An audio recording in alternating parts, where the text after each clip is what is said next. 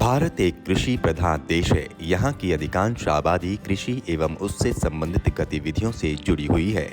हमारे देश की अर्थव्यवस्था में कृषि का अहम योगदान है, लेकिन कृषि करना खर्चीला माना जाता है क्योंकि इसमें किसानों को खाद, बीज, जुताई, बुआई समेत कई अन्य चीज़ों के लिए पूंजी की आवश्यकता पड़ती है।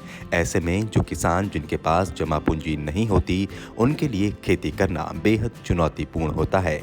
इस योजना का मुख्य उद्देश्य किसानों को कम ब्याज पर ऋण मुहैया करवाना है, जिससे उन्हें सही समय पर खाद, बीज एवं अन्य कामों को करने में सहूलियत हो।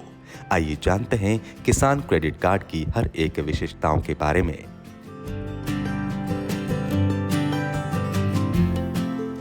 इस योजना का मुख्य उद्देश्य किसानों को किसान क्रेडिट कार्ड के तहत वित्तीय सहायता पहुंचाना, उनके खेती और अन्य ज़रूरतों के लिए साधारण बैंकिंग प्रणाली से पर्याप्त समय में ऋण सहायता मुहैया करवाना प्रमुख है।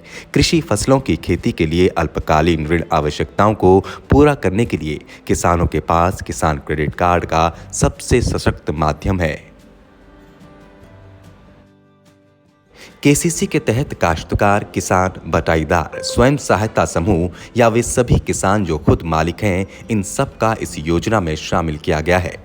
2018-19 के बजट में मत्स्य और पशुपालन करने वाले किसानों को भी केसीसी के अंतर्गत समाहित कर लिया गया है, जिन्हें इसकी सुविधाएं मिल रही हैं। आवेदन में आसानी के लिए उठाए गए कदम।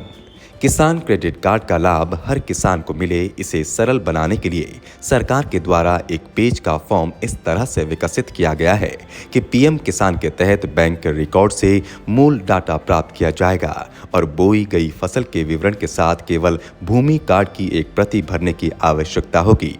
किसान फॉर्म सभी अनुसूचित वाणिज्यिक बैंकों की वेबसाइट के साथ साथ कृषि सहकारिता और किसान कल्याण विभाग सरकार की वेबसाइट से भी डाउनलोड कर सकते हैं।